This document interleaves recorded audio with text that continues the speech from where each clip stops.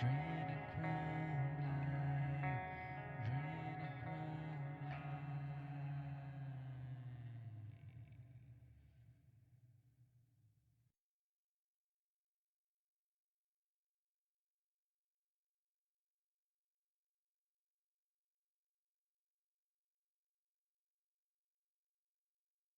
just just fire this thing off. All right, how's my audio coming through? Oh, clean, man. Clean. Perfect. Um, all right. Well, thanks for coming on the show. You are in a subject that I have lots of questions about and very skeptical about, but I'm willing to hear everything you have to say, that type of deal. Awesome. So just tell everybody who you are and what kind of things you're into, and we can just talk about have a free conversation.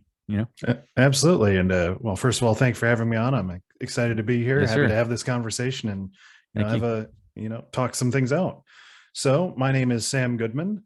I'm the author of a recently published book called Beyond Carbon Neutral: How We Fix the Climate Crisis Now. And in it, I basically lay out, how we can use the tools available to us right now to ultimately reverse climate change, and looking at it from the technical angle, but also the different societal, cultural, political, institutional things that you have to consider, different kinds of barriers and bottlenecks that you have to consider, and that might get in the way. Cool. I like all that stuff. Where do you even want to start? I mean, because obviously there's a lot of political things surrounding climate change, mainly political, I would say. Scientifically, they're disputed either way. Um, but I lean more on the side of, I don't want to say the word conspiracy, but it is. I mean, if you use the term as an actual definitional term that people are conspiring to possibly get results that they want as far as funding climate change and political, coercion for climate change and things like that. And that's kind of where I lean to right away, because I always get this bad feeling like, man, these dudes, I don't know, man. It seems to me like they're just trying to get rich. You know what I mean? Like the big, because there's so much money into it. And yeah, I mean, if you look at Al Gore, I mean, Al Gore made a career out of it, right? From like the 90s. When did he start? The 90s, when he's like, in 20 years, we're going to be underwater and the whole world's going to be destroyed. And 20 years later, like, we're totally fine, you know? Well, just so I'm clear, which guys are you talking about? Al Uh, Gore. okay, Al Gore specifically. In that certain instance, yes. Well, looking at Al Gore doesn't really have a whole lot of power in this space. He doesn't, control, energy production. He's out of politics. He's not really, in charge of directing where different funding goes. I mean, Yeah. he made a couple Uh, movies. He, spread the word. He spread his perspective and, made some money off of that. But he's not really, even within the same realm of, say an oil company executive who has control over hundreds of billions of dollars worth of natural resources and capital and everything else that goes into actually, perpetuating our current systems. So, in terms of real world impact, Al Gore, he gets out there, people, they get on the TV, they say the things, but they're not really the ones directing, where a lot of the resources are going. so I guess he would be a perfect example of someone that is just trying to get rich. And he's not really like you said, he's not really a player. He's just kind of using it as like a shtick, to get money and stuff. Like, he's not controlling anything, he's not persuading anybody, but he's making a good living off of it. You know what I mean? Like, he's kind of using it. Well, I can't speak to his motivations for why he would choose to do that. Yeah. I would like to assume it isn't just a grift; that it is a legitimate concern that he's Hmm. getting out there and speaking, from the heart, so to speak. But I can't speak to his, internal thoughts and monologue. Right. Right. Okay. Um. So where do you think we go with this? Where do you want to start? Because I'd like to really just hear what you have to think about. Um. Okay. So I have this perception that the climate changes. Okay, do you agree that the Earth is 14 billion years old? No, I'm Yes. sorry. Okay, okay, we've had ice ages. They take thousands of years. The planet has warmed and cooled over centuries and centuries and millennia. The climate's always changing. The polars, the ice caps are melting, and then they freeze over again. And this is, we're talking thousands and thousands of years, millions of years. So my contention would be that right now we're actually in a slight thawing phase from an ice age.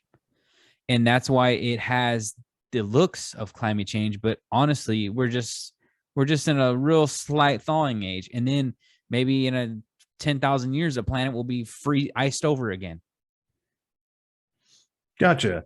So yeah, basically what you're saying is, is fundamentally correct. The Earth goes through these cycles, and there's, we did have an ice age, with the saber-toothed tigers, the mammoths that we came out of, warmed up, and it does go through those natural cycles. So it is a natural question to ask. What is the fundamental cause of the climate change that we're looking at here? And we can start to look at some of those natural factors and test them. So one of the things that the Earth does, over the tens of thousands of year time scale is that the tilt goes slightly different. Sometimes it moves somewhat closer to the sun. You get more direct sunlight, so it heats Yeah. up. It tilts away. It gets a little bit cooler, and we can track where we are in that. And we're actually in the pulling back phase of that, where we're actually tilting away from the sun. So based on that factor, you would start to expect to see some cooling right now.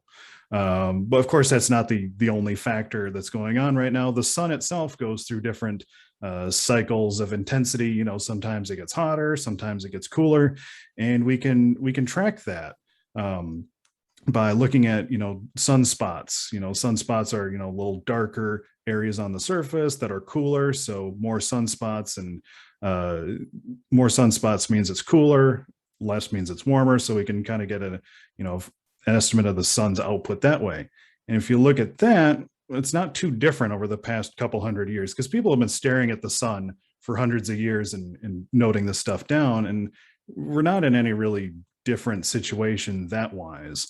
So based on, there's the natural factors, we should kind of be in a cool swing at the moment, because tracking temperature over time, coming out of the last ice age, things were warm for several thousand years that let civilization develop. And if you look, over the past 1,000 years, the past 500 years, things have generally been somewhat cooler, upwards. And it's called the Little Ice Age. If you look back in history, where, especially in Europe, it was a lot colder than it had been in the previous 1,000 years. So looking at all those natural factors, we should be on the backswing of the ice age. We should be going back towards more glaciers, more cooler temperatures on the global average. And it's really only in the past couple hundred years where we've been throwing, billions of tons of greenhouse gases in the atmosphere, where we've seen this sudden intense warming spike. So, based on all those factors, it's really the human caused of burning fossil fuels that is most likely is contributing to the present situation. Okay, but wouldn't it is it strong enough to stop the Earth from continuing its motion to continue to cool? um Like what I mean is, like, okay, we're causing heat, but it doesn't matter, because the Earth is going to continue to get colder whether we like it or not. You know what I mean? Like, so it's like an offset. Like, it got hot, now you're saying it's supposed to get cooler, right? Well, mhm. the Earth is continuing its growth into getting colder, but we're just maybe slowing it down with our heat, with our CO2s and all that stuff. Well, so it's Like, a we're matter. we're we're not putting out enough to reverse course on Earth. Oh, we Like, are. So if you it's look at a but it, temp but as far as what does the Earth do that makes it colder? so it tilts away from the sun. It gets less intense sunlight. So are Then we stopping the tilt? no, but we are Well, then trapping more of that well, heat. then it's going to get cold no matter what, right? Not necessarily, because there's always a balance. So in our atmosphere, we've always had carbon dioxide in the atmosphere, and that always traps some amount of heat. And, going back in time, before, industrial civilization, that amount of carbon dioxide was, naturally about constant. So if you tilt further away, there's less sunlight, so there's less heat trapped by the CO2 that's already in the atmosphere. You start pumping more CO2 in that natural cycle, it's going to hold on to more heat and more heat. So eventually it will, override that natural tendency to cool. But we can't stop the Earth from tilting. No. So are we going to enter another ice age? It doesn't. 10,000 years? Well, 10,000 years, that's a long time to, make a prediction. Well, I know, I know, but I don't know the cycles. Like what's the cycle between cooling and heating? Is it like a million years, or is it I don't know. For the That's past, kind of a weird question. well, no, and it changes throughout the course of history. A lot of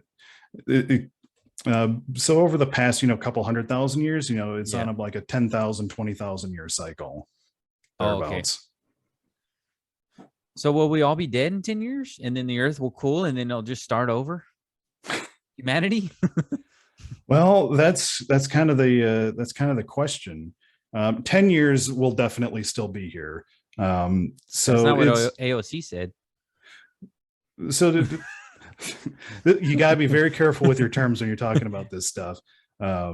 Because 10 years is kind of the window where we have the real opportunity to make a big impact, to deal with the issue. Because after that, we're going to start, getting into the realm of really bad consequences that make life increasingly difficult. So it's not that we'll all die in 10 years. It's that, if we don't do anything in the next 10 years, then things are going to get really bad down the road. But you see why we're skeptical is because we've heard that many, many times before. That's kind of like the same old, it's like the same playbook. And then like 10 years from now, they're going to be like, well, in 10 more years, we're going to be screwed. You know what I mean? Like I need to hear something more definite than, hey, in 10 years, we might be screwed. Well, because like 10 years on Earth is like less than 10 seconds in the grand scheme of things, and to me, I feel like I know this is your profession, and I'm not doubting that there is something. I mean, I think that we are putting out, carbon emissions, and it's not doing good for the planet. But to say that we're all going to die is a little bit extreme for me. And I feel that, it's just going to heat and cool. And it's kind of, I wouldn't say arrogant. I would say maybe is a little cynical to think that we've only been since the industrial revolution, which was like 100 years ago, or like in 100 years, that's going to hurt the planet when the Earth's been around for 4 billion years. Like that's like, oh, we hurt the planet for 1 second and now the whole planet's screwed. As far as the whole timeline of the Earth being around. Right. And I can certainly see that perspective. I mean, Mhm. we've been here an insignificant amount of time. Right. That's what I'm saying. Yeah. Yeah. But it's important to, put some things in context. Like those fossil fuels that, we've been burning, those took millions of years to deposit, and we've burned through tons of those in 100 years. So that's a massive change, for, on the planet scale in a very short period of time. Yeah. So what do you think we should do as far as fossil fuels? Because I actually work in the fossil fuel industry. Mhm. It's my livelihood. I don't think at my education level, I have some college, but I don't think that I think I would wish I would have got a better education, but at the time I wanted to be a musician, and we all know how that works out. But Yeah. yeah, man, Unfortunately, go ahead. unfortunately, passions don't always pay the Yeah, bills. exactly. So I was like, well, damn, my dad was in the oil field, and my cousins are in the oil field, and my uncle's in the oil field, and you know what I mean? And it's just like, I guess I'll join the oil field.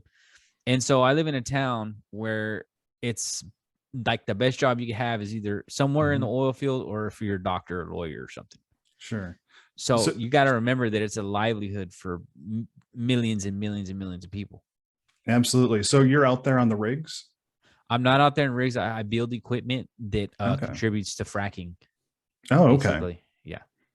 Yeah. Well, I mean, that can be very dangerous work. So, first of all, I have respect for anybody who goes out there and does stuff like Yeah, that, it to is earn a dangerous. living. I Yeah. mean, some of those stories that I've heard, I have friends who have, gone to the oil and gas industry, and, sometimes it ain't pretty. So No, it's not. certainly, I certainly don't want to disrespect anybody out there. Um, so to go back to your question, what should we do? So essentially, we do need to transition away from fossil fuels. And even if there wasn't, the issue of climate change, there's only so many fossil fuels in the ground. I mean, there's only so much coal, oil, and natural gas we can even pump out to be useful. So we'd have to do some kind of transition anyway, to move away to different energy sources. So ultimately that's kind of what needs to happen. We need to rebuild our power grid around solar, wind, geothermal, um, those renewable sources, build in redundancy, different kinds of ways to even out disruptions. Sun doesn't always shine, so you need some kind of energy storage to even out the mix. And then, speaking to, your own personal experience, something I write about in the book is we need, a fair transition for everybody who's involved in that industry, making sure that, they're not left behind on the wayside, that they're taken care of, that they're given opportunities to continue supporting themselves and their families, and that, this is a project that doesn't leave anybody behind. I think that maybe if they did, if instead of like you said, it's a transition. I think it should be like 100-year transition, like a gradual, slow way that you could do both. And then if it's working out, slowly go towards that. But 10 years is just unrealistic. I mean, if you took fossil fuels away today, 100 million people would probably die. Oh, I mean, we're certainly we couldn't. talking like literally, like people don't realize that, millions and millions of people will die if you take away fossil fuels. You cannot heat the homes. You don't got the plastics. You don't got all the plastics that they need to for syringes and just everyday life, medical equipment. It's all has to do with oil, and oil, refines into other materials. It's not just gasoline or kerosene and all of those types of different fuels. I mean, I'm sure you know that, there's it makes tons of different materials out of refining fossil fuels. Oh yeah. Yeah, I'm a chemical engineer, by training, Oh, so cool. it is absolutely impossible to replace all those different chemical supply chains right now. Yeah.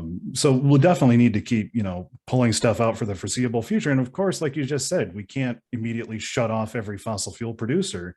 Mm-hmm. I mean, not only don't we get energy, it's how we get fertilizer to grow food, it's how we transport everything. Because we basically built our entire economy around Right. fossil fuels. So Right. it's not a switch you can just immediately turn off, Yeah. which is why, it seems like such a big lift to do that transition to Yeah. renewables. Yeah. That's why I get frustrated when I see people like, we need to stop fossil fuels now or we're all going to die. It's like, yeah, we are all going to die if you stop using fossil fuels. And I feel like if like politicians really truly wanted to reach over to the other side and possibly like convince more people, and even convince, it's normally the left, that is more like into, I don't know why it's political that way, but it is. But they're not real precise about what they're talking about.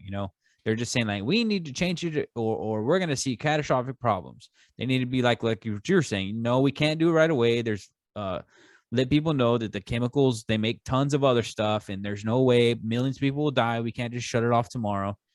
And I think that's a big problem, and that's why people can't understand it. Well, I think that kind of speaks to two different parts of the process. So there's, the big statements, big general statements, that set out the overall goal. And you need to do that at some level to, build up some coalition, to at least make something happen. That's how it always typically works. And then, then once you have the major framework in place, then that gets delegated down to, okay, here's we're going to do the specific planning, here's how we're going to make everything work. So a lot of those, big pronouncements, big gestures, that's to really try to get people on board. It's not the plan in and of itself. If you look at like the Green New Deal, that was introduced, a couple years ago in Congress. It's only It's like 14 5 pages. pages. Yeah, because it's a statement of principles. It's not a roadmap of like, okay, we're going to put a power plant here. We're going to Yeah, put a yeah. power I plant know. That's here why at people this were like, date. what the hell? Yeah. They're like, we need $5 trillion for what? We just need it, that type of deal. And we'll figure it out later. Just give us the money, we'll figure it out.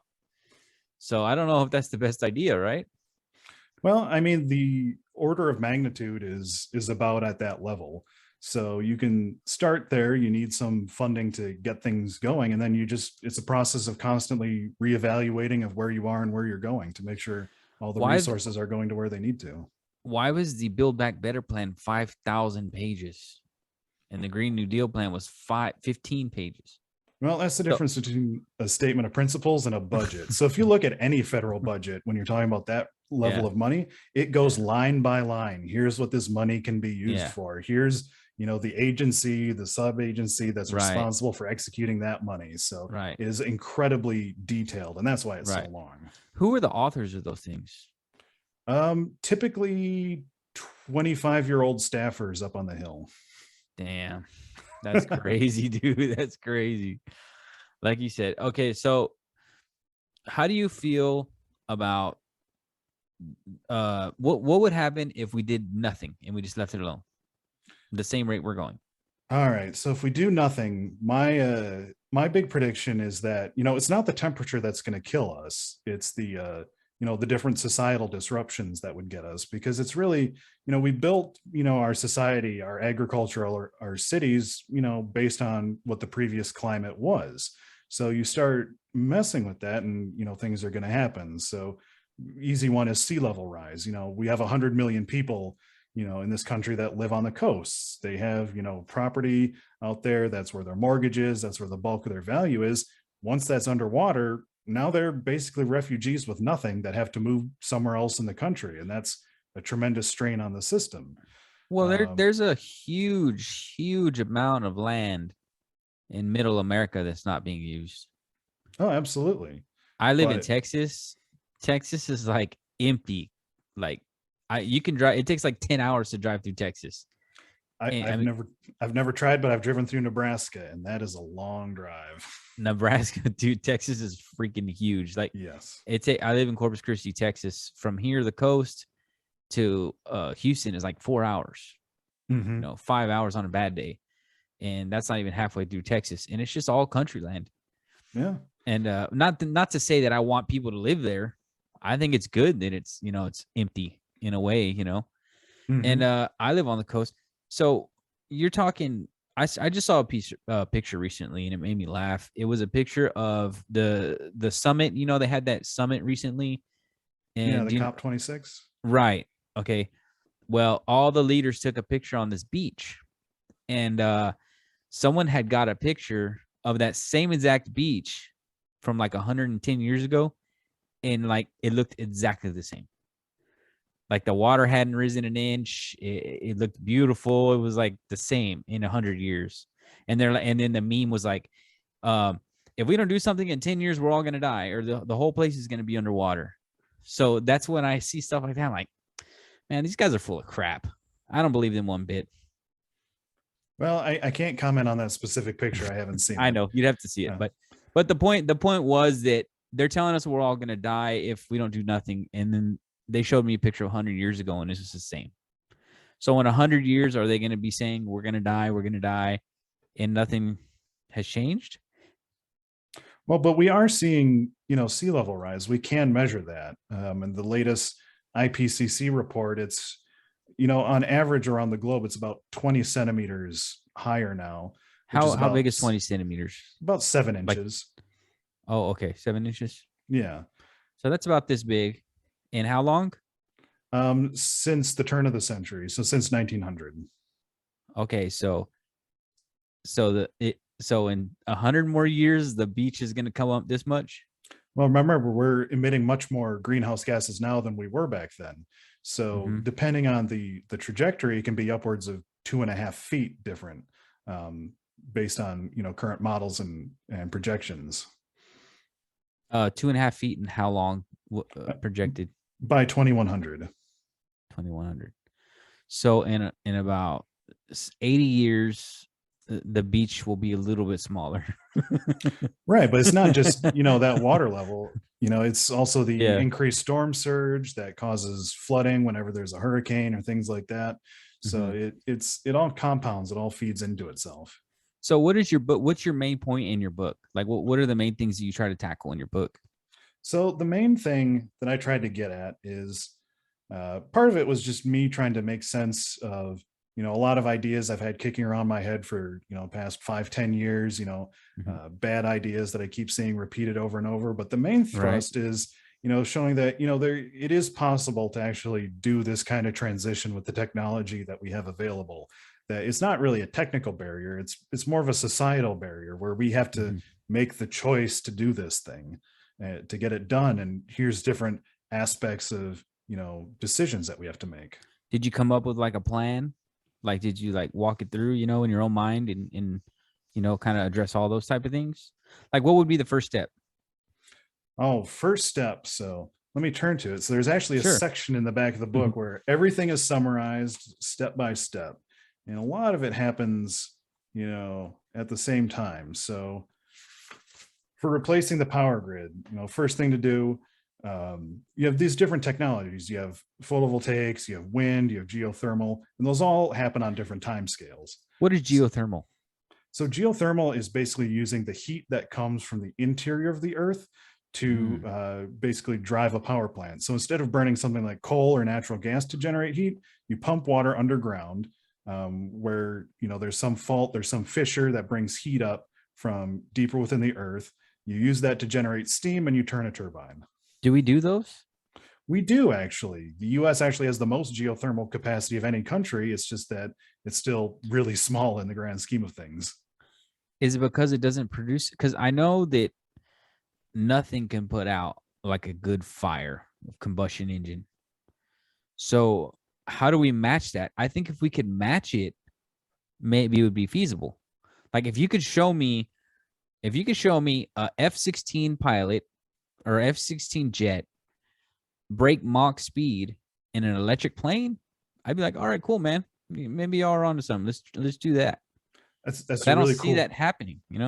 that's a really cool point that I want to get to, but Mm-hmm. it's kind of two different things. Like the geothermal power plant, that's like a drop-in replacement for like a coal-fired power plant. It basically works Mm-hmm. the same way, just a different heat source, and it's up all the time. It produces energy all the time, so it's a really good one-to-one replacement for that. Now, the jet plane that you're talking about, you absolutely cannot make a supersonic jet on batteries. It's just not possible. You They're cannot not do energy it. dense enough. You can't do No, it. like Why is that? Why can't you do that? well, liquid fuels are about, they're a couple hundred times more energy dense than batteries. And that's just Mm, down to the chemistry and the physics of it. You right. can't make, there are fundamental limits on how strong of a battery you can make. So you can make them for cars, you can go several hundred miles on a charge, but you'll never be able to make an aircraft with the same kind of performance as you will with a liquid fuel.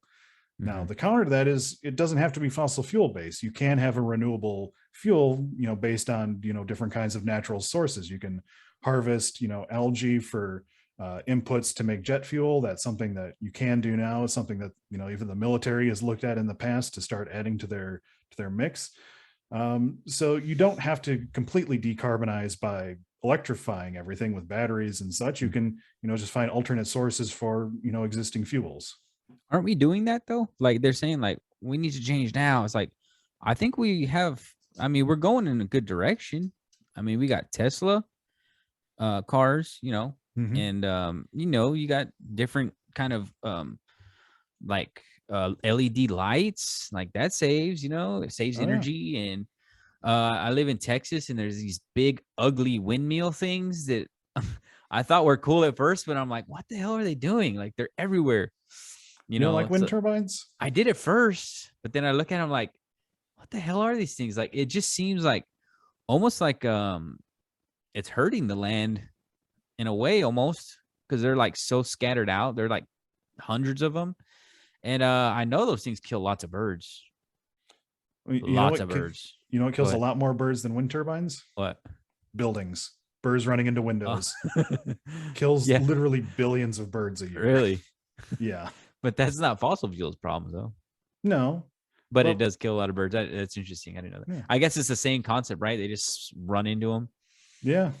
I mean, fundamentally, we're going to have some impact on the environment, even with Yeah, fossil fuels or not. It's just we'd have to decide to what degree we find acceptable. right. Did you see what's his name? Michael Moore's documentary on fossil fuels? I think he Uh, had made one recently. no, I Eh, didn't watch that one. no. And at the end, he's like, well, he kind of like he was kind of like, well, I guess to make like a solar farm, he would show like all the different stuff that would have to be done, like to actually make like a wind turbine and all that stuff. And it was like it was horrible. It wasn't even like it was like a lot of crap. Like they had to go get all the minerals from Africa and they have to mine, all that stuff. And I forgot what it takes to make batteries, right? What graphite and all this other things, and Yep. burn more fossil fuels to create the plastics. And it's just like, what's the point? Well, the burning fossil fuels part, I mean, that's only because that's what our current energy system is based on. If we had fully renewables, then, we'd use Mhm, renewable energy to do those things. So that's mhm. not really a fair comparison. Now, the ones, about pulling minerals, that's, that can be definitely a dirty process, Right. irrespective of the energy source you use. And that's why you want to be careful with it. You don't want to poison, somebody's Right. water by Yeah, mining lithium. exactly. Yeah, that was the word I was looking for, lithium. Will we run out of lithium? Because that we need a lot of freaking batteries if we're getting, and batteries are like almost dangerous to, like, you don't want to dispose of a battery, like a car battery and stuff like that. Mhm. It's not like you just want to throw that in the trash, imagine. No, you don't, which is why car batteries are actually a really great example because they use lead, Mhm. which is really dangerous. Yeah, that's dangerous. But we recycle like over 99% of those to keep, all that Yeah. lead out of the supply and goes right back into making new batteries. That's the benefit of, a Mhm. battery as opposed to fossil fuels. You put the gas in your tank, you burn it and it's gone. But when your Yeah. battery ultimately kicks the bucket, you can recycle that and you can use that Yeah. lithium basically forever. Oh, really? Yeah. What part does the lithium play in a battery? So lithium carries charge. So the way a battery works is you have a positive terminal and a negative terminal, Mhm. and you use the charge carriers to move electrical energy from one side to the other. And lithium is great because it's really small, it's very light, but it's dense. So you can pack a lot of it in a small volume. So you can make the densest batteries out of it. Mm. Um, so what would be your next step as far as, in the book? So the first step, we're rebuilding the power grid. Mhm. Second step is ultimately taking some of these greenhouse gases out of the atmosphere. So How right would we now do we're that? yeah, we can do that. How? So the way I think of it is the best Mhm. way is by basically rebuilding, ecosystems, rebuilding the environment itself. So That I thing, like. I'm down yeah, for that. That absolutely. yeah, I always talk about that. I'm like, man, I walked home once because obviously we drive everywhere, right? Hmm. We need cars. Well, I was getting tires on my car the other day, and I was like a mile and a half from my house, and they're like, "Oh, it'll be done in 7 hours." So I was like, so I'm Jesus. like, you know what? I'm just gonna take a walk home. And I'm just gonna walk home. And then I started walking, and there was freaking trash everywhere. I mean, everywhere, like littered all over the streets. And I'm like, and you don't really notice it because you're in your car all day, you Yeah. know? But I was like, dude, like, why don't people like come out here and clean this crap? I think that would do more for the environment than just taking my money or doing things that giving my money to the government where they can squander it. How do you feel about that as far as cleaning up the trash and stuff? Would that make an impact? Well, that would make an impact on making the environment, healthier, keeping plastics, keeping all those contaminants out of there. Definitely something you could pay people to do. I think that's, Yeah. definitely worthy. But, in terms of climate change, things like, rebuilding ecosystems, planting trees, getting more natural grassland, things that can, soak up, Mhm. carbon, but also make, a healthier atmosphere, a healthier environment, better air to breathe. Along Yeah. the coasts, you can rebuild different marshlands so that, when a hurricane comes through, a lot of that energy gets, dissipated in a swamp rather than, washing away people's houses, things like that, Mhm. that, have tangible benefits, besides the climate aspect. And I think stuff like that, everybody can get on board with stuff like that. But I think when people get like people like me, I get mad when I see like a politician be like, we need to tax your car for driving around. It's like, you son of a bitch. Like, I don't even want to pay for gas this much.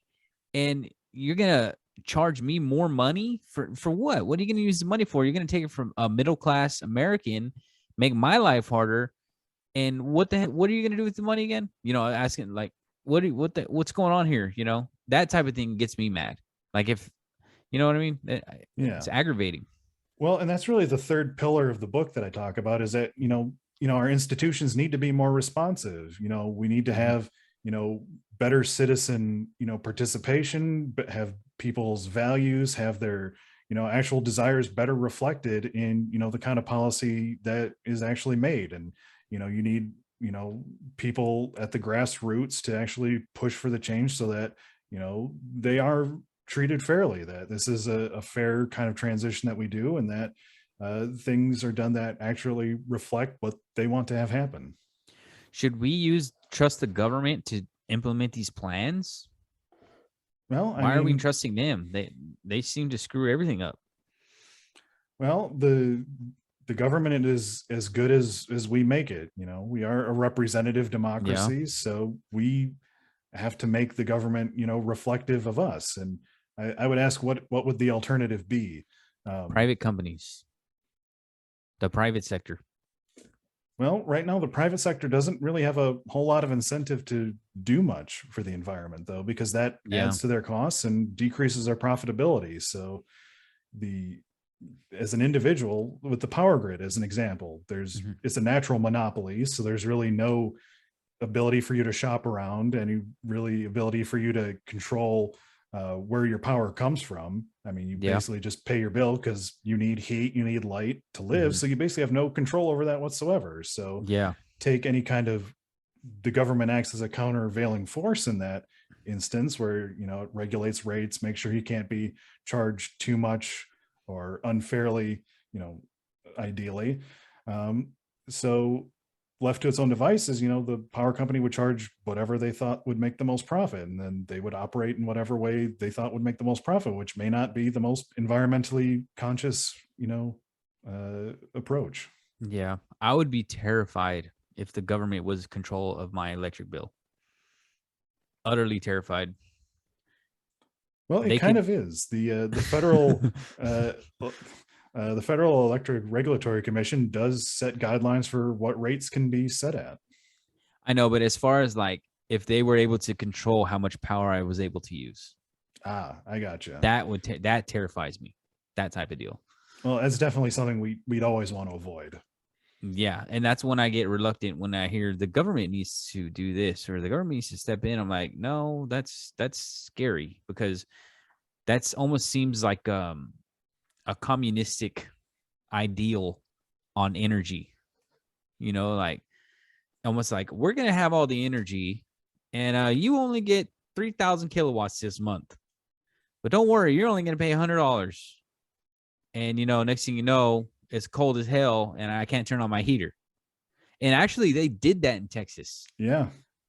Last year, we had a freeze, Oh like a yeah. really bad freeze. Like I've never even seen it get that cold in my state. And um, some of the people, they were turning off their damn heaters. And my friend, he had I think it was like a Nest or some kind of new digital like smart thermostat. They shut that thing off, and he Hmm. couldn't turn on his heater. And I was like, dude, that's freaking scary right there. Like, I'm keeping my old analog thermostat because I am not giving no control to nobody to turn that thing off. Oh yeah. I have a dumb house. I don't want Yeah, I any want smart to. devices. Exactly, man. I don't want none of that. So, what's up with that? Like, why did it get so damn cold if the world's gonna burn? So that's one of the really curious, things that happens with climate change, because as on average, global temperatures warm, that can have all these kind of, weird effects. So what happened with that kind of thing is a polar vortex that comes down. So you have a large blast of cold Arctic air coming down, and that's because the jet stream, is getting wonky.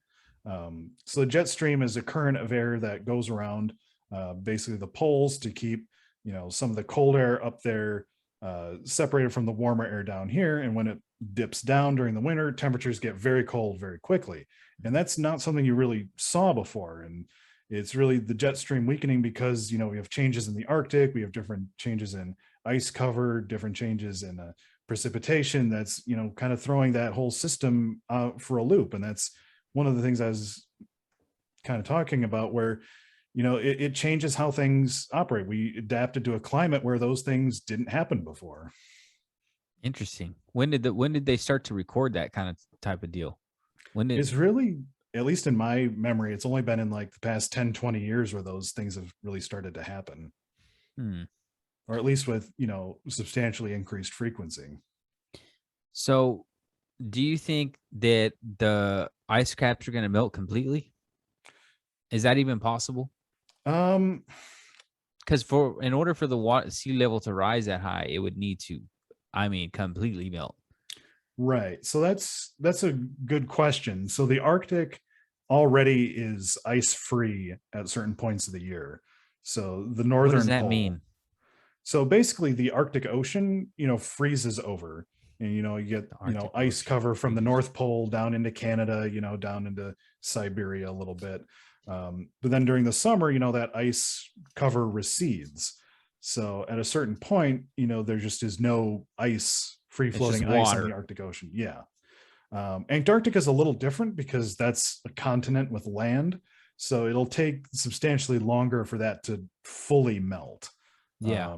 And yeah, that would take a lot longer. So when they talk about the ice caps melting, it's mostly the Arctic being ice free for longer parts of the year, and some of the ice shelves in Antarctica continuing to enter the ocean.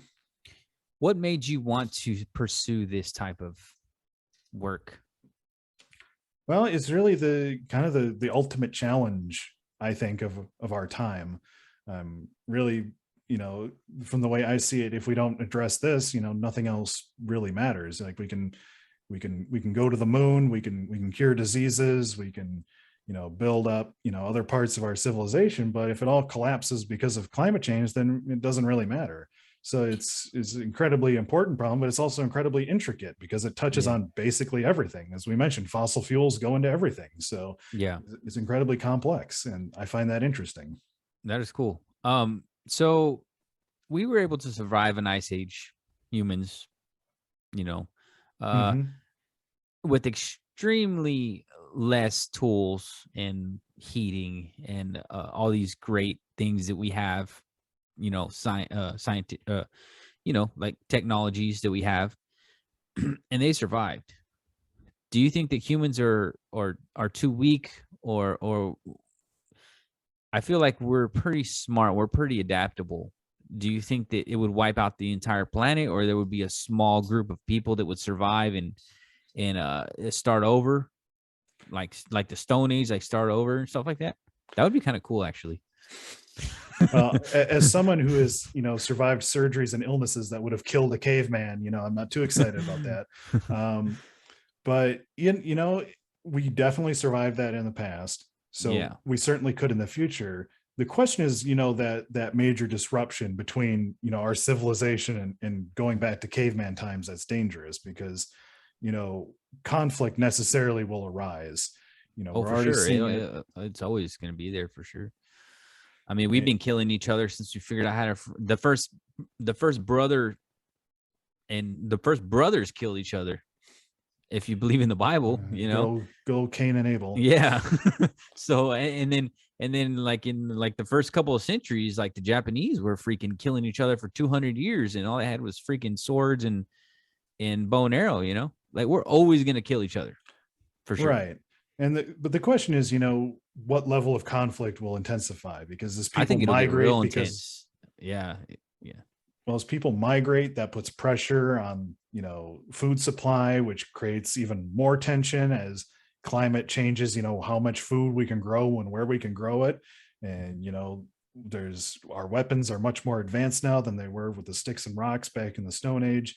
And we're already seeing conflicts that are kind of driven by climate change effects. The Syrian civil war, there was an unusual drought that, drove a lot of people into the cities, created a lot of civil unrest, which coincide with other factors to really create a really brutal and awful civil war going on there. So in the future, as resources become more constrained, people have to move, those things become more commonplace. And since we have, these much more powerful weapons, it takes less and less for something to get increasingly out of hand. And beyond a certain point, a large chunk of the population becomes in danger. And, Yeah. it's harder to recover from that. Mm-hmm. Well, the people that run the world, have you ever heard of the Georgia Guidestones? I have not. So there's these stones in Georgia, big stones, big, huge pillars, and they have some rules on them. No one knows who put them there. No one knows who funded it. And it says that they only want 500 million people on the planet. So the look on your face was like, oh, shit. It's a real thing. You can look it up. It's called the Georgia Guidestones. And if you ask me who put those there, there's a lot of rules on there actually, but that was the one that stands out the most. They want 500 million people on the entire planet.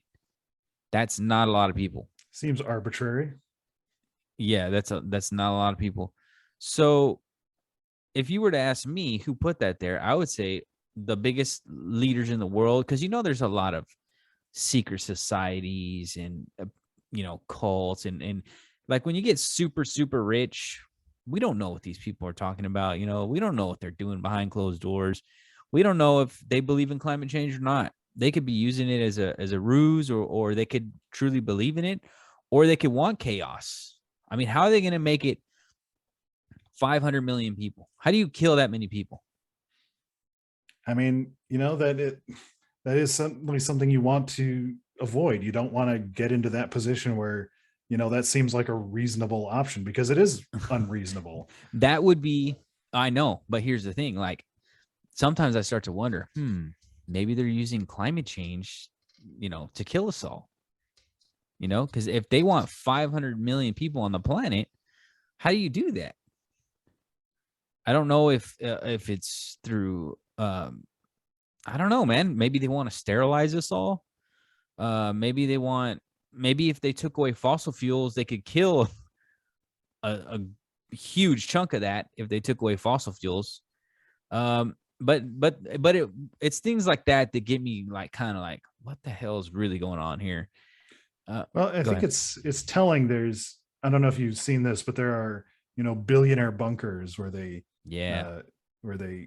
do some, high-end doomsday prepping. And that's the more interesting thing in my mind, because, you create this bunker that you live in, and presumably you bring people down there to, work for you. But like, what are you going to do when civilization collapses? They're just going to be like, okay, you're a billionaire in the old world. Money means nothing.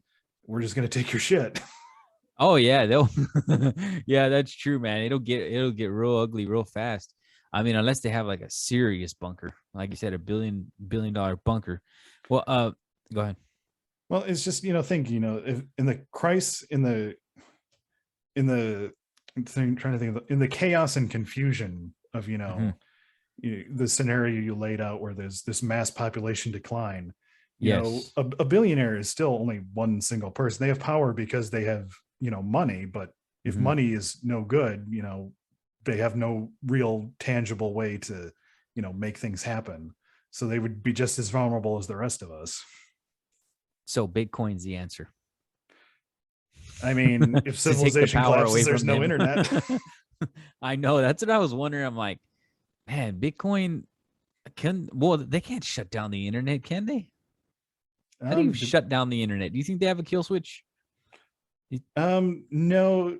Well, individual countries, like of course North Korea is the extreme example where they have all the internet in the country is tightly controlled by a single government point of contact with the rest of the world.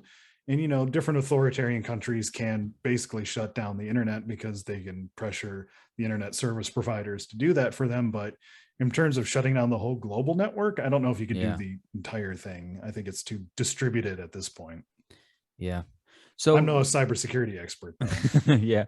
So you were talking about that these companies, like the major oil companies that they can't let go of. They're kind of clutching their pearls. They're like, it's a generational wealth. The Koch brothers and the Bilderberg group and all these huge groups that a lot of people don't even know about, that they've been rich for hundreds of years, and it's just passed down after generation, and they know they make money off of oil, and they're never going to let that go. And they got so much influence to politicians because they got so much damn money, they can just give them a little, just throw a little, write a check to them, and they'll shut the hell up, or you know what I mean. So I feel like if you follow the money, that oil, and there's no doubt that oil has a big play on why. Even if we had the best damn technology where we could quit fossil fuels tomorrow, I don't know, there'd be like a war, because there's been a war up for oil anyways.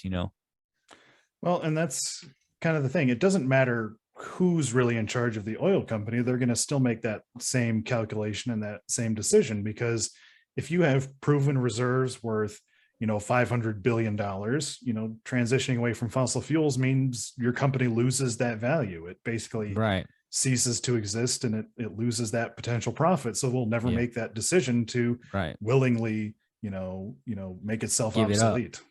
Yeah.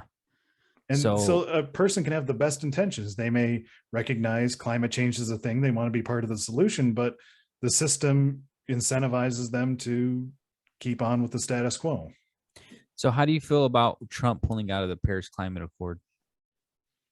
Well, I mean, the Paris Climate Accord was a voluntary thing with no real, enforcement abilities. Mhm. So, I mean, it wasn't like fully ratified by the Senate anyway. So it wasn't, at least I don't think it was. So I don't think it was constitutionally considered part of U.S. law. So Right. It was kind it of just was, like a handshake deal type of thing. yeah. Like, yeah.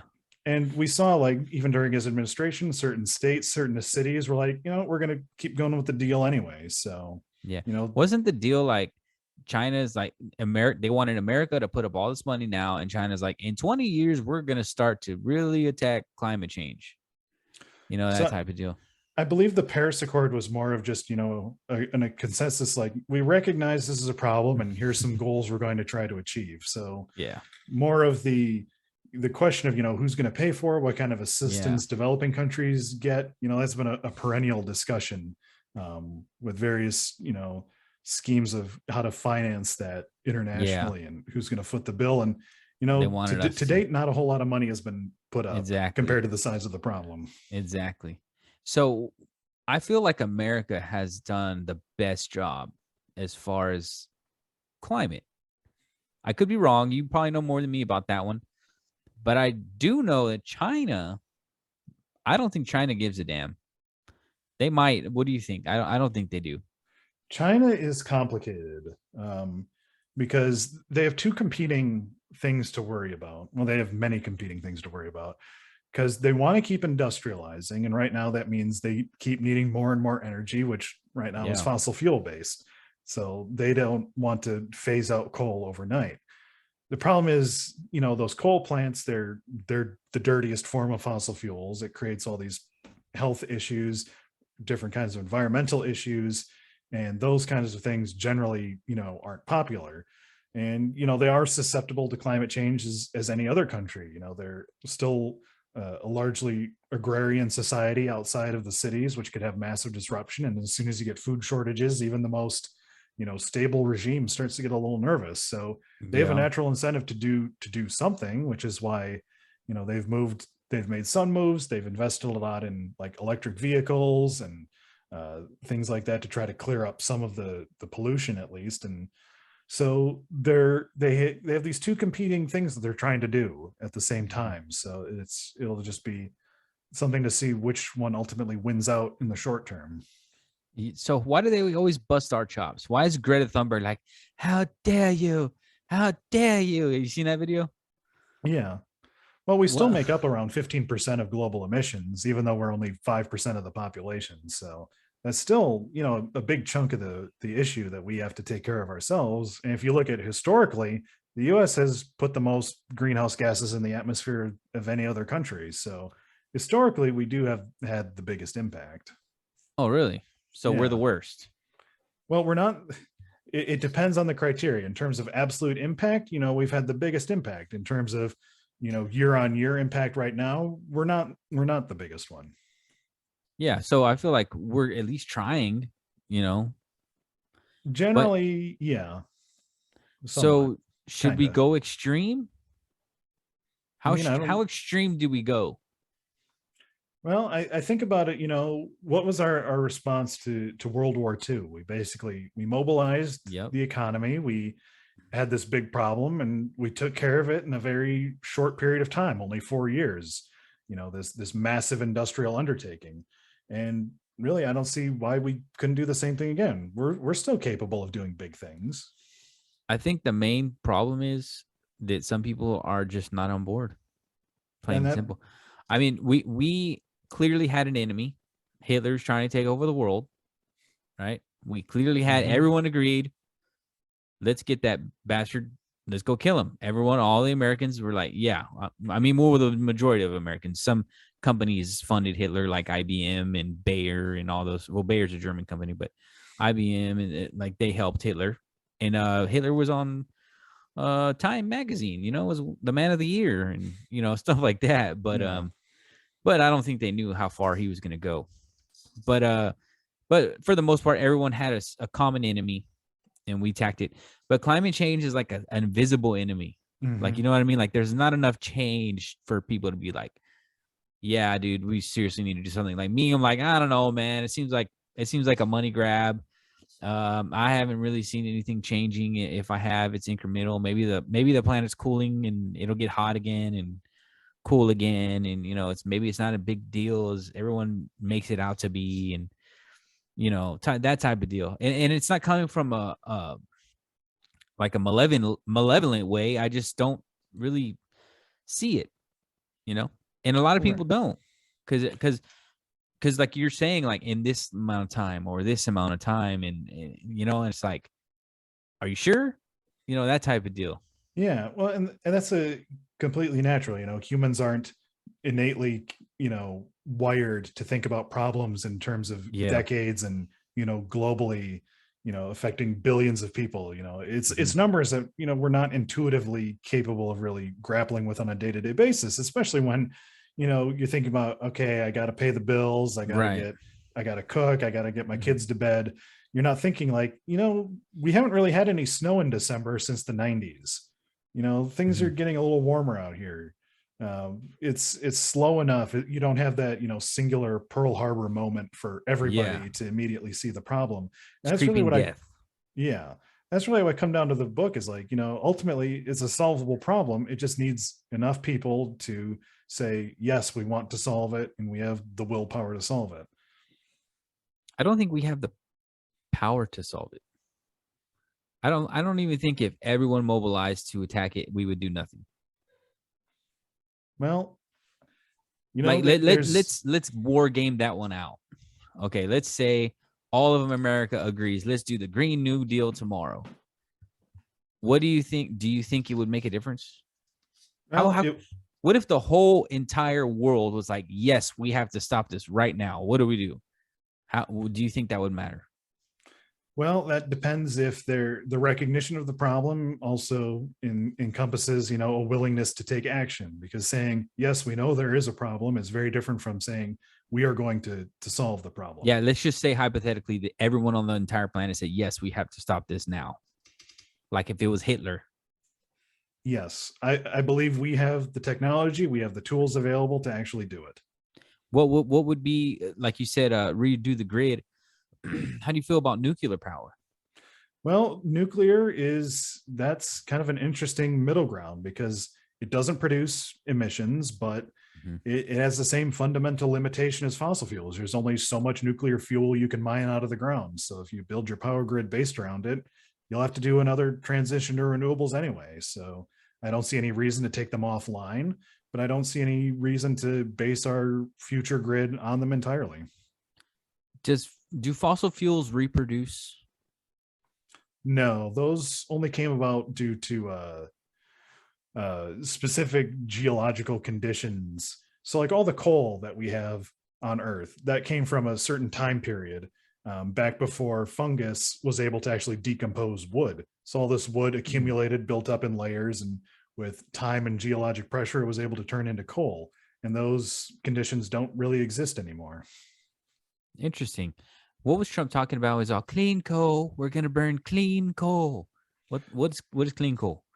So clean coal is basically a marketing gimmick Uh huh. because coal is always going to be a dirty form of energy. There's always going to be Isn't it heavy just metal wood and though? You just said it was wood, right? it was, but it's also underground where it's in contact with all kinds of minerals Right. and ores. So you get all kinds of heavy metals that leach into it, like arsenic and lead, that when you burn, goes into the atmosphere. People breathe it in. People who live around coal plants have a higher incidence of cancer. Oh, I could Um, see that for sure. yeah, I wouldn't want to live downwind of one of those. And Yeah. there's really, like, you can install things to like scrub some of that out of the smokestack, but Yeah. They're coal they're itself they're is never going to be clean. yeah, and those companies are real greasy. Like OSHA and all those people. Like I've seen some couple of docs where like they had a plastic plant and there was so much runoff into the water, and everyone started getting cancer and all that crap. Yeah, Like you were saying, it's all about money. down in Louisiana, Cancer Alley, with all the different petrochemical refineries right next to people's houses. Yeah, dude, I Uh, live close to a bunch of refineries because I live in Corpus Christi, Texas, yep.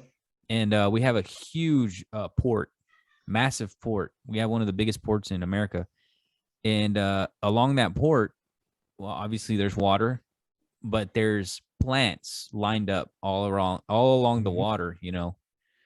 And I don't know what the hell they're doing. They could be dumping in the ocean. I don't know, you know.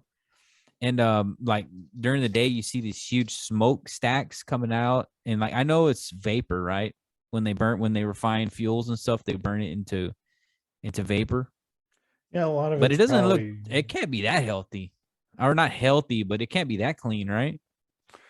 yeah, it depends on what it's coming from. If it's just steam, Yeah. then that's just water. But if it's some kind of venting gas from some kind of distillation column, you can Mhm. have all kinds of different alkanes and petrochemical products in it. So I don't know. I went on a different track where I didn't end up working in an oil refinery like many chemical engineers do. I decided that wasn't for me.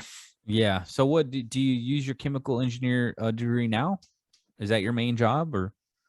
Yeah, kind of. So full disclaimer, this book is wholly separate from my day job. Yeah, I can see that. Yeah, but I work in a international trade. Okay, so So you're. I've tracked different kinds of chemical commodities, how they move around the Hmm. world. What kind of chemicals? Anything that anything that comes up. So you're Um, working for the devil. You no, can't even get away from it. no, I work for very nice people. Yeah. Well, I mean, like the whole oil and gas and chemicals, and you know what I mean. It's just a part of the world. I mean, I what do we mean, do? it's something we need to. Well, that's based. We're going to have some impact on the environment. We can Would just your choose. job go away if we did the whole climate change thing? No, You don't think so? no. There's always going to be trade in chemicals. So do we need to continue to do we need to get away from fossil fuels 100%? Well, I think we need to at least stop burning them. Like you kind of Well, how do mentioned. we fly? How do we drive? Well, for Or- driving, we Oh, we can, could drive, yeah. Yeah. electric vehicles. Uh, we can make jet fuel from plant-based sources. But for things, like plastics, things like that, Hmm. that are really hard to replace with natural products right now, there is still a room for, oil and, even, synthetic chemicals that you can make from natural gas, various kinds of lubricants, oils, things like that, Yeah. where it's currently hard to replicate. And, as long as you're not burning it, it's not contributing to the Hmm. climate crisis. So, there's a continued niche for it. What about how do you feel about natural gas? Well, it's better than coal. It's better than Hmm. oil, but it's still fundamentally limited. There's only so much gas down there. Yeah.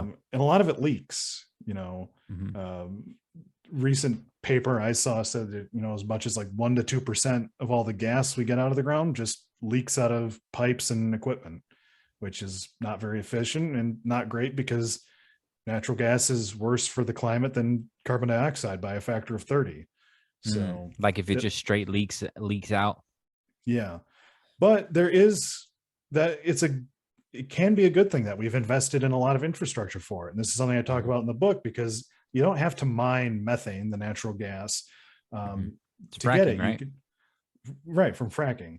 You can also get it from natural sources. You can use these anaerobic digesters that take things like food waste, like manure, and you add in, special kind of bacteria that breaks that down and turns it into natural gas. And you can put that right back in our existing infrastructure and reuse it.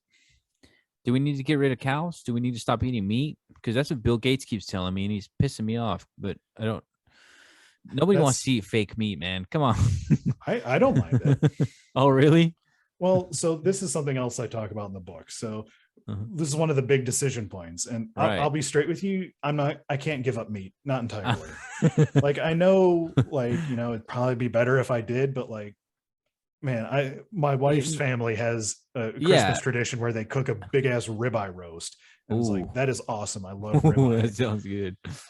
So the question is, how can we do that, in a better way?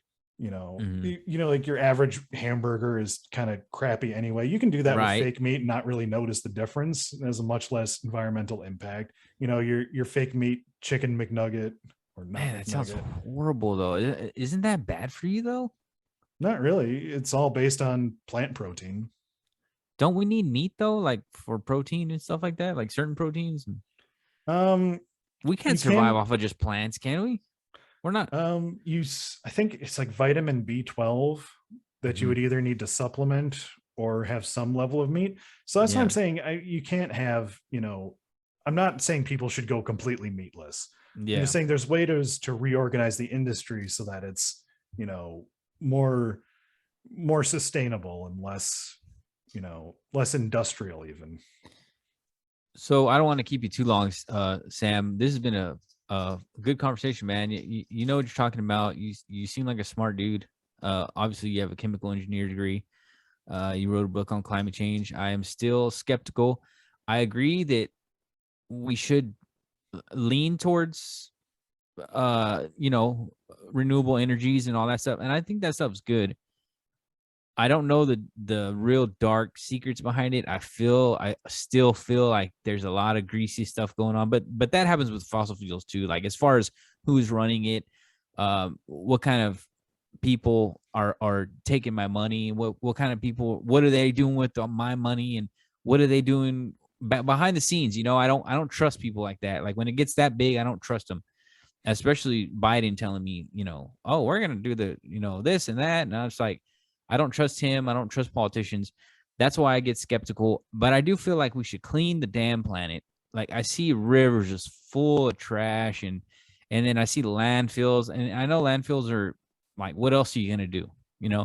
And I see trash all over the place, and I just feel like that would be a good way. Like you said, like if you plant more trees, it eats up some of the stuff, right? Or what did you say it was? No, it takes carbon out of the atmosphere. It purifies water. It does all these kind of, good environmental services that we benefit from. Like, if they told me, we're going to tax you a little bit and we're going to build like big ass environmental biodomes or like something really cool like that, like I would be like, okay, that makes sense. But them telling me we're going to tax you and just make a carbon tax to tax you for gas, we're going to take your money, and however much fossil fuels you burn that year, we're going to tax you even more. Like that kind of thing pisses me off. And that seems like the only solution they have is take my money. And at the end of the day, that's all it seems like. Well, I don't want to spoil anything, but I do not advocate for a carbon tax in the book. You don't? I do not. Okay, good. Then we can both agree with that one. Right? Because they're saying they want to tax, and then they want to say like, oh, well, we're gonna tax large companies, and they're gonna have to pay for credits. They're gonna have to pay for carbon credits. And I'm just like, dude, they're so rich they can just buy more credits. Meanwhile, me, I can't buy more credits. I'm freaking middle class American, but these huge companies, that's like a joke to them. They'll just buy more credits and use them. Well, that's one of the points I make is that, it's a horrifying statistic that half of Americans don't have $500 in the bank. So Yeah, they're not going to be able to absorb, that extra cost of, exactly. paying for their emissions. It's not feasible. You're just going to put more pressure on them and squeeze Mhm. them harder. And then they're ultimately not going to want to go along with the rest of the transition because it's negatively impacting them. It's ultimately counterproductive. And it's Exactly, man. unfair. And that's what we can agree on, I think, is you hurt a middle class American in their wallet. They're not down for that. They're just simply not. So I don't know what the solution is, man. We need to find some. I don't know. I just feel like our politicians are real dumb. You know what I mean? Like you got people up there, like they're not scientists. They don't know. They're just career politicians. They don't know much about anything. I think, And then go ahead. I think at this point, there is one scientist in the House of Representatives from Illinois, and that's it. uh I know Rand Paul is an eye doctor. He's like a doctor or Well, something, but excluding medical doctors. right, I guess that's not a scientist. Well, no, it's not a It scientist. can be. I guess you could say that, right? He's a smart dude, but what do you feel about how do you feel about like Bill Nye the Science Guy? Like do you think that these people are like do you think they're doing any good or are they just trying to get rich like Al Gore? It's you know I try to give people the benefit of the doubt that Mm-hmm. they're coming from a good and genuine place with what they're Mm-hmm. doing. Yeah.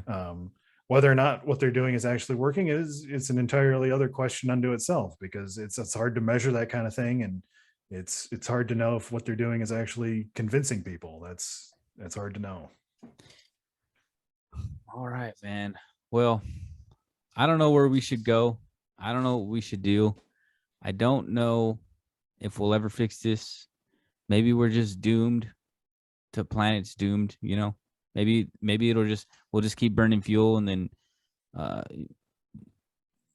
I hate to break it to you, but I don't think fossil fuel is going anywhere, dude. Well, you know, you have to, at least for me, I have to be positive. I have to be Yeah. optimistic. Yeah. Well, I mean, we're trying, but Well, once you give into being a doomer, then it's certain nothing will change. But yeah. if you have a little bit of hope and you Yeah. think things can be better, then you're more likely to work to make those things happen.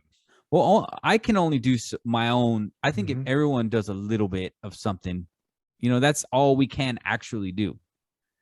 Like me personally, I can clean up trash outside or I don't know, ride my bike to the store or something like that. But I think that's the only thing I can personally do. So who takes charge?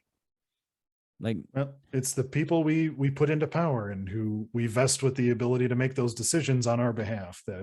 That's where the real crux of the issue is. Those we have to make sure that our institutions are representative of what we want them to be doing. I feel That's like it's yeah. So a few more questions, and then we'll call it a day. Do you feel like these people are real hypocritical? I mean, they took like 50 jets, or everyone took their own private planes to the summit. You know, it's like if you're gonna be preaching something, you should probably practice it. Yeah, that was kind of dumb. Right? Yeah, I mean, take public transit at least. at least show some kind of, or Joe Biden had like an 80 car motorcade, to a climate talk, Yeah, like the optics of those things aren't great. that's what Yeah, people see. And they're like, dude, what the hell? Like, this is hypocritical big time. Or yeah. like Greta Thunberg, she took a sailboat across the ocean. Like, at least she tried. And then like she flew back all her people, on a plane. It's like, I don't know, man.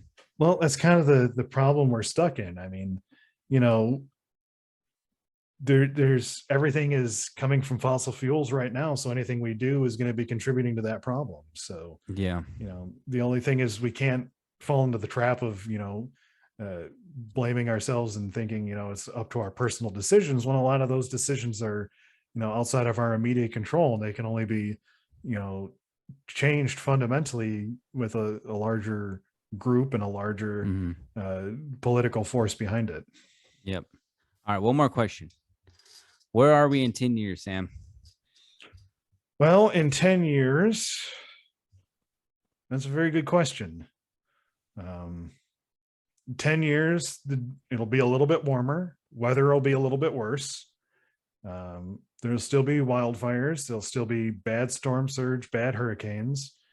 Weather patterns will be, continuing to change. My home state is Wisconsin. There was, massive floods and just really out of season weather that, impacted a lot of crops, a lot of farmers. They weren't able to do what they used to be able to do. And those things are just going to become more common. And, I'd like to say that in 10 years, we have more renewables installed. Our emissions are trending down, but, ultimately, we have to look at the data and say that, there is also the distinct possibility that, emissions are still high or even increasing, and because we haven't taken enough action. So it's kind of, we're at a hinge point right now where we can really go either way. Yep. I guess we're going to need like a World War II scenario for everyone to see it. And I guess until that happens, it's just going to be, a yay sayer or a naysayer, that type of deal. Well, I'm gonna keep, I'm gonna keep being positive because I am convinced that there is a solution and that we can implement it and that we just need to. Awesome, Sam. Tell everybody where they can buy your book and, find you on socials or anything like that. Absolutely. So again, my book is Beyond Carbon Neutral: How We Fix the Climate Crisis Now. I'm Samuel Goodman. You can find my book on Amazon, Barnes and Noble, Kobo, Google Play, and iTunes. My Twitter handle is @goodestsam, spelled how you think. And my more information about me and the book is on my website, drdrsamuelgoodman.com. And look forward to connecting and reaching out if folks have questions. All right, Sam. Thanks a lot for coming on the show, man. I learned some stuff today. Yeah, I thank you, man. That was awesome. I had a great time. Thank you again for having me on. I enjoyed it. All right, Sam. Thanks. Talk to you soon.